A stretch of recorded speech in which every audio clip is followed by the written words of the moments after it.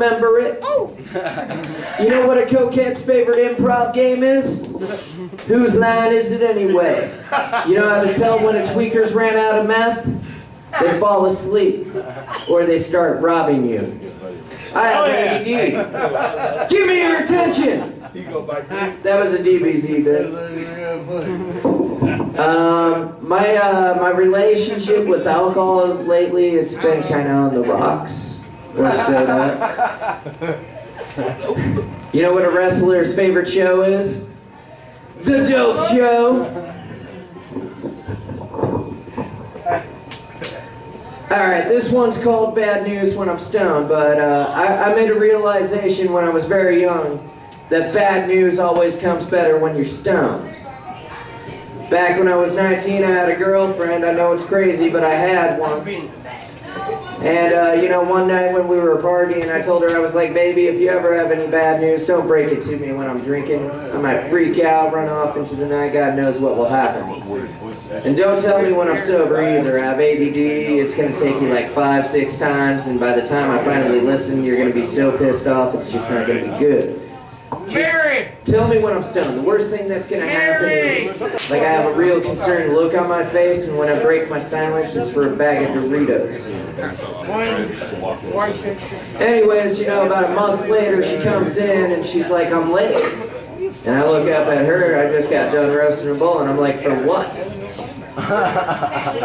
She does one of these, like, oh my god, I can't believe you're that retarded. And she says, no, I think I might be pregnant. And my jaw drops, and I go to say, oh my god, is it mine? Because that's great. What I ended up saying was even worse. I said, oh my god, is it yours? Alright, my real name is Pat. Hell, I'm even a little bit Irish. My favorite color is green. You think St. Patty's Day would be my favorite day to go out in the year, but it's not. I go into hiding on St. Patty's Day. Because all it takes is one drunk motherfucker to think I'm a real life leprechaun. And I wake up in a fucking van the next day with a knife to my throat here. Where's the gold, you weed fucker? I'm sorry, this set has got to be misleading. I have way more stoner energy than a normal stoner. Fucking missed it. I'm loving you guys. You guys are awesome. Give yourself a round of applause. You're supporting local artists. You're out here for a good reason. Give yourself a round of applause. Yeah. And also, I tell these jokes to a lot of stoners, so I need a little bit of applause in between punched lines. Which, truth be told, I'm very passive-aggressive. I don't even like to hit my punch lines. The only thing I like to hit is my pipe. And I don't feel bad about it because it's the Incredible Hulk and it hits back. I have a YouTube video. Alright, I want you guys to think of Gandalf for this next bit, but it's, you shall puff, puff, pass!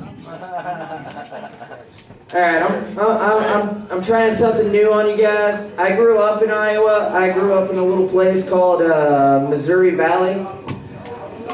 Yeah, I'm a river rat, I know. Hell yeah, river rats rule. But I was born in Omaha, so, you know, like, I got a heart for both places, and I love nothing more than to talk shit during the Heroes game. On either side, the things I do for my own entertainment.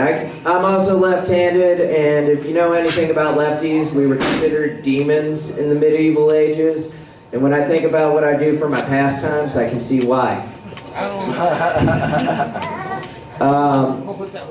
Alright. Let's give props to our host of the night, Cody. You are the man. You are one of my favorite fucking comics. It's been an honor doing shows with you, and I'm glad to say that you are one of the 2 comics I've ever gone out of state with. You're special. You're number 2. It's your fault. No, Cody. But let's give it up for the host, man. He's a hell of a guy. He's hard-working and he's fucking humble. He's got a lot of heart, and the dude's awesome. Let's give it up for him. Alright, so I should probably do some bits, but, you know, I've been a stoner for a while. I've realized in my many years of smoking pot that you're gonna run into 3 types of dealers. You got the in and out guy. Dude's gone in flash, so as you cash in your check in your pockets to make sure that it wasn't just a mugging. You can tell the difference when there's a bag of weed in them. One of them. It's really good shit if it dips up to. Then you got the second guy. I like to call him the hangout guy. Last time I saw the hangout guy, he's like, "What's good? How's life? How's work? How's your kids?" I'm kind of a kid myself, man. I don't have any of those. I can't handle responsibility. Then you got the third one. You never run into the third one right away, but you do eventually. I like to call this one the jealous ex. As soon as you hit them up, they're like, "Where you been? Who you been talking to? Oh yeah, is that right? Guess what? Retail, motherfucker. No, my home at discount." I even had one ask me, "Are you cheating on me?" I'm like, "Whoa, man. I didn't know this was that kind of relationship. I thought it was just convenient for a time. Somebody else had a better deal and they had prettier nuts. I'm sorry, I did not mean to hurt you. I really cared, but not that much." Yeah, I got it right. Did you guys hear Viagra came out with the new brand? They're calling it Die Hard. Leave your widow with a smile. Cause you're the guy, motherfucker. I heard they were trying to get Bruce Willis as the spokesman. I have no clue why. Alright, I want to share the story. This is a bit you've never heard, even if you follow me on YouTube. Definitely have a phone, man. But this is the first time I ever had to go into the hospital because I was working. You see, I used to be a bar back. And there was this one night we had a high school reunion, and it was just balls to the wall crazy all night long. And I'm taking out bags of trash. And trash at a bar is usually a bunch of broken glass. I tell my manager at the time, I'm like, "Hey man, this dumpster's getting full. Is there any way to call the truck, maybe switch it out?" And he's like, "No, you're gonna just have to find a way to make room." Okay. The last bag I threw in did not go all the way in. It went about halfway in, and this is where I'm brilliant. I tried picking the glass up like this. The weight shifted, my hand went in, and next thing I know, I just yell at the top of my lungs, "Fuck!"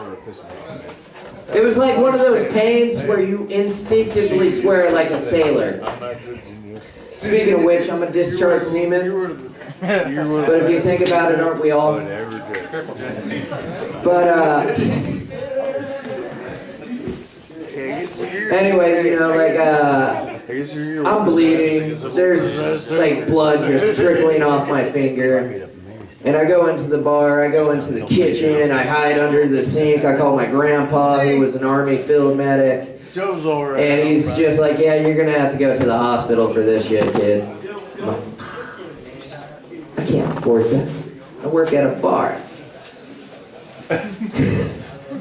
But, you know, I stay in there, and this waitress, Desiree, comes in. And Desiree is, like, one of the most competent people that I work with. And as soon as she sees me, I have that unmistakable look, like I'm a cook and I fucked up. I have that look on my face.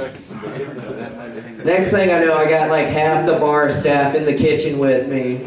And due to the blood loss, you know, like I felt real queasy and it felt like somebody put earplugs in my ears. And I turn over, I look at the bartender, I'm like, "I'm gonna need a glass of water and a chair right now." And I get like these bar racks that keep from bleeding. I get like 3 of them, 2 of them are blood soaked. And this one waitress comes in, she's completely oblivious to what's going on. And she's like, "Hey, Pat, when you get a chance, can you wash some margarita glasses?" Right about then, I lift up these bar racks that are completely blood soaked. And I'm like, "I'll get right on that for you." She's like, "Oh my God, I feel like such a bitch, I'm so sorry." And I'm just looking at her like, I already knew. But you know, I go into the hospital and I get patched up, and as I'm getting checked out, The nurse was a dude. This ain't no fantasy realm. Tell him. But he looks at my chart and he's like, "That's weird." She's And me being the type of person I am, I'm like, "What's weird? Am I gonna die? See? Snitch. What's wrong?" Oh my god! I knew I shouldn't have slept with that one girl. Why the fuck did the condom break? Ah! What's wrong? Your pulse rate was that of a person that was completely calm. Yeah, that's what I was looking for. Checking in and checking out. And I'm like, "That's the blood loss, buddy." Alright, so I've been a stoner for quite a while. I can't remember exactly how long, but I'm sure it's been a while. Do you guys got a come and go out here? No. Alright, I'm from Omaha. We got this gas station chain called Come and Go. We got a jizz. First time I saw one, I was like, "Ah, finally, they named a chain of gas stations after every one of my relationships." And me and a buddy, we're driving around, and I see a come and go. He didn't see the come and go. Blah, blah, blah, blah, blah. But I saw the come and go, and I was like, finally, they named a chain after every relationship I've had. And without missing a beat, my buddy's like, "Where's the fantasies?"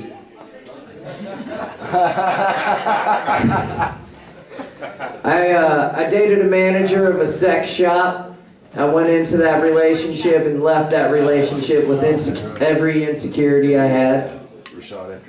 But I ended that relationship right on time. Nothing went up my ass. Too much information. No, I haven't even got into the good material yet, man. Oh, shit. I do apologize. You guys are probably used to a comic that's more together, but I did not properly medicate. I'm my mom's youngest, my dad's oldest, but on either side, I'm still the shortest. I miss the days when I could call my little brothers little brothers. Now they're just younger brothers.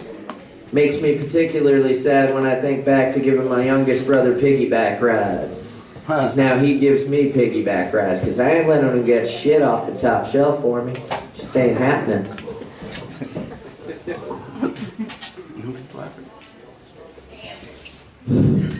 Right? It sucks. Being the shortest. But hey, if I fall, I don't have far to go. What was it? I had some jokes, man. I used to, well, you already know I was a barback, but I used to be a barback for a casino. I'd love to tell you which one, but I can't. All I can tell you is they like animal shoes. But I used to have a bad habit of fucking with the new guy at work. And the new guy at my work happened to be the cook, and you never fuck with the cook. He literally has an arsenal at his disposal. Bunch of sharp shit. And, you know, like the first time I ever went into work high, he was the first guy I saw. He did a double take, and he grabbed the biggest knife he could, and he pointed it right at my face, and he's like, "Don't you fucking do it, Pat, not today." I looked him dead in the eyes to the tip of the blade, which was like right here, to him in the eyes, to the blade, to him in the eyes, and then I zoned out for a second because I was high. And then, you know, like I looked him back in the eyes and I was like, you know, at first I was afraid. Hell, I was petrified. Kept thinking I could never live without you by my side. And then I booked it out of there because that's all I had to do, and he was ready to chuck that knife.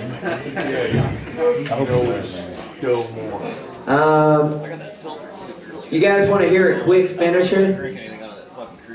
I'm not going to finish, but it's a quick finisher. Oh yeah, keep going. It goes like this. Get over Cody. Excellent victory. Make sure you Anybody play stoner games? Like, which pocket is it in?